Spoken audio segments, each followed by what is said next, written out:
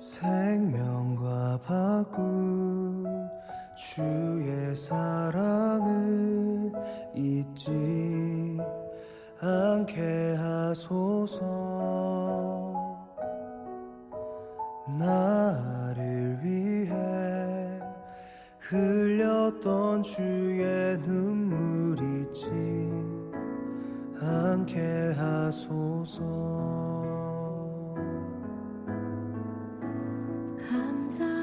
감사합니다. 주님 고맙습니다. 그 사랑 때문에 그 눈물 때문에 주 앞에서 예배합니다.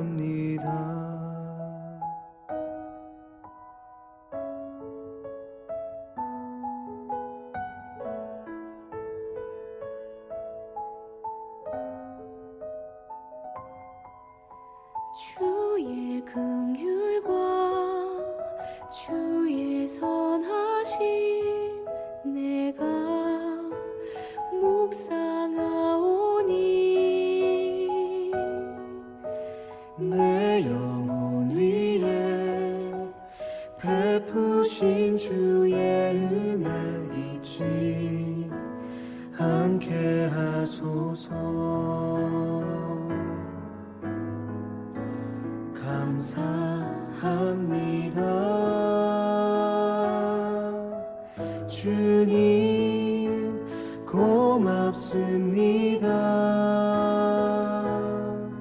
그 사랑 때문에 그 눈물 때문에 주 앞에서 예배합니다. 감사합니다.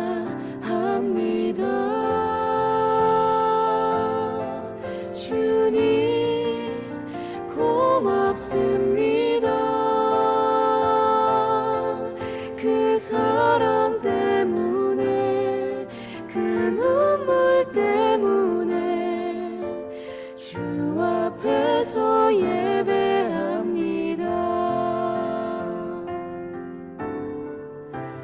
감사합니다.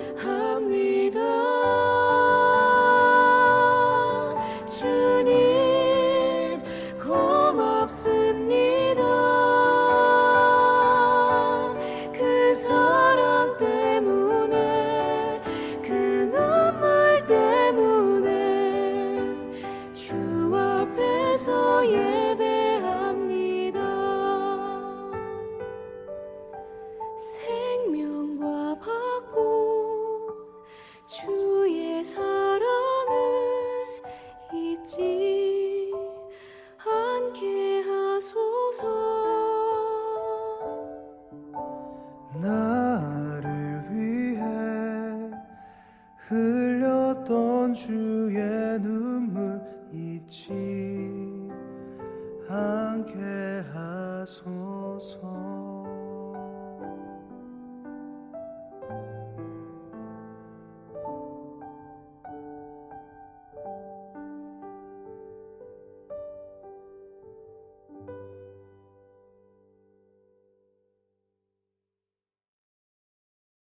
오늘의 말씀은 출애굽기 20장 13절 말씀과 마태복음 5장 21절에서 22절 말씀입니다.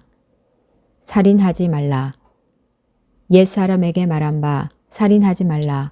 누구든지 살인하면 심판을 받게 되리라 하였다는 것을 너희가 들었으나 나는 너희에게 이르노니 형제에게 노하는 자마다 심판을 받게 되고 형제를 대하여 나가라 하는 자는 공회에 잡혀가게 되고 미련한 놈이라 하는 자는 지옥불에 들어가게 되리라. 고난받는 이웃과 신음하는 피조물과 함께하는 사순절 탄소금식. 사순절 기간에 7가지 탄소금식을 실천하는데 마지막 주제는 4월 2일 주일부터 8일 토요일까지 실천하는 지구를 살리는 거룩한 습관입니다. 지구를 살리는 거룩한 습관을 만드십시오. 지금까지 실천한 탄소금식을 모두 지키는 일주일을 보내십시오. 거룩한 습관을 위해 아무것도 사지 않기, 일회용 금식, 고기 금식, 종이 금식, 전기 사용량 줄이기, 전등 끄고 기도 불 켜기를 실천하는 여러분이 되십시오. 우리의 탄소 금식은 신음하는 피조물과 창조 세계를 살릴 수 있습니다. 그러니 지구를 살리는 거룩한 습관을 기르십시오. 우리가 모두 7일간 실천하면 줄일 수 있는 탄소 배출량은 37,496kg이고 이 양은 30년생 소나무 5,725그루를 심는 효과가 있습니다. 이번 주 지구를 살리는 거룩한 습관에 참여하신 성도님들은 교회 1층 로비 사순절 탄소금식 진행판에 참여하신 소감을 포스트잇에 적어 붙여주십시오. 추첨을 통하여 선물을 드립니다. 고난받는 이웃과 신음하는 피조물과 함께하는 사순절 탄소금식에 참여하는 한 주 되시길 바랍니다. 오늘은 저희가 4월 전가족 새벽 헌신 예배와 함께 드립니다. 4월의 큰 절기는 청명과 고구가 있네요. 4월 5일을 청명, 하늘이 맑아져 농사를 준비하는 시기라고 합니다. 청명에는 부직갱이를 꽂아도 싹이 난다 하여 무엇을 꽂든지 새싹이 돋는 생명이 움트는 절기입니다.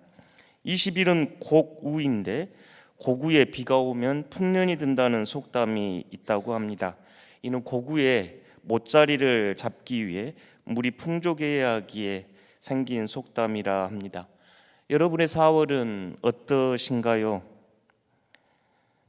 저희 교회는 고난주간, 부활절, 그리고 1교구 신방, 또 4월 30일에는 진월초등학교에서 전교인 체육대회 등을 준비하고 있습니다. 저희 지역 순천은 4월 1일 순천만 정원박람회가 개장되어 새로운 설레임을 자아내고 있습니다. 아름다운 꽃과 정원의 도시 순천에 사는 것이 행복합니다. 4월 24일은 국제 순천 에코포럼이 개최되어 기후위기 시대의 그리스도인의 길을 묻는 행사가 진행됩니다. 각 가정, 교회, 이 땅의 4월은 부활과 함께 생명이 솟구쳐 오르는 생명이 넘치는 달 되기를 바랍니다. 또한 농부들이 한 해 농사를 준비하듯 여러분의 영혼 또한 씨앗을 뿌리며 영적 수확을 위한 씨 뿌리는 계절 되기를 바랍니다. 사순절 특별 새벽 기도의 주제를 십계명으로 잡습니다. 이 십계명의 10가지 내용은 매우 구체적인 삶의 자리에서 역사적 현장에서 실천되어야 할 계명들입니다. 관념적이거나 형식적이거나 이론적인 계명이 아니라 실제 삶 안에서 실천하고 지켜야 될 내용들입니다.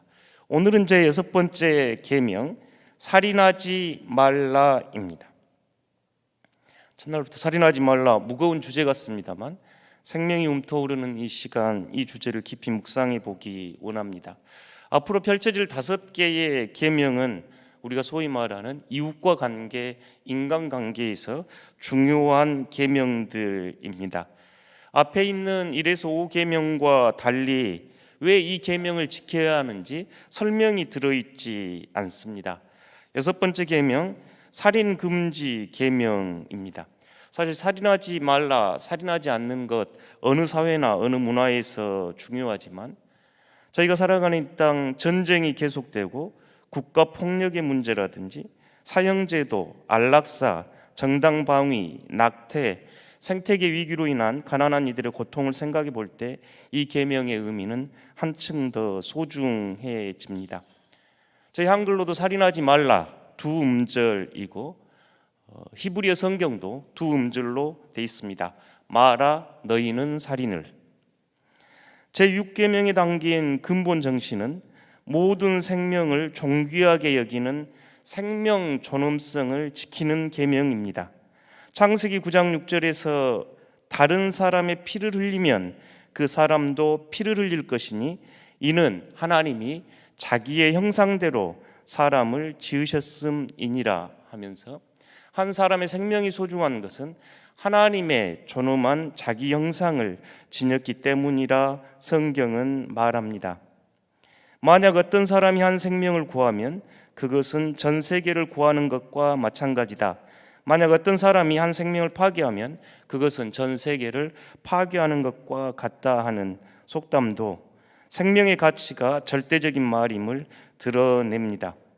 저희가 제6계명을 떠올릴 때면 늘 생명의 존엄은 저절로 생겨나는 것이 아니라 창조주 하나님이 그 생명의 근본 주인이라는 신앙과 모든 존재가 하나님의 거룩한 형상을 지녔다는 존엄성에서 출발한 계명임을 인식해야 합니다. 그러면 저희가 살인하지 말라 할 때 살인의 범주는 어디까지인가요? 성경에서 물론 직접적으로 다른 사람의 생명을 죽이는 살인, 그리고 그 살인에 이르는 전 단계인 구타, 상해, 고문, 잔인한 행동, 언어폭력, 학대 등의 억압과 폭력 전반을 그 많은 계명으로 이해합니다. 또한 둘째, 낙태도 포함됩니다. 아이를 기를 수 없는 환경 때문에 선천적인 질병이 의심되어 남아 선호와 같은 봉건적인 사고의 잔재 때문에 또 다양한 이유로 낙태가 이루어집니다. 또한 미혼모의 낙태는 성행위를 쉽게 생각하는 풍조와 남성들의 무책임, 미혼모에 대한 사회적 편견, 입양을 부정적으로 인식하는 사회가 낳는 죄악이기도 합니다. 셋째, 자살도 포함됩니다. 자살은 성경이 금하고 있습니다.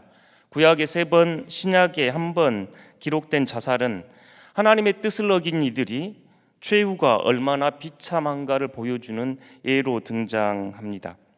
물론 자살은 개인적인 실행에 의한 것이기도 하지만 정신적인 질병으로 인하여 이루어지기도 하고 사회적 원인도 있으니 함부로 판단할 일은 아닙니다만 생명을 고귀하게 여기고 존엄하게 대하는 태도는 자신의 생명에도 그대로 적용됩니다. 넷째, 예수님과 사도들은 제6계명을 확대하였습니다.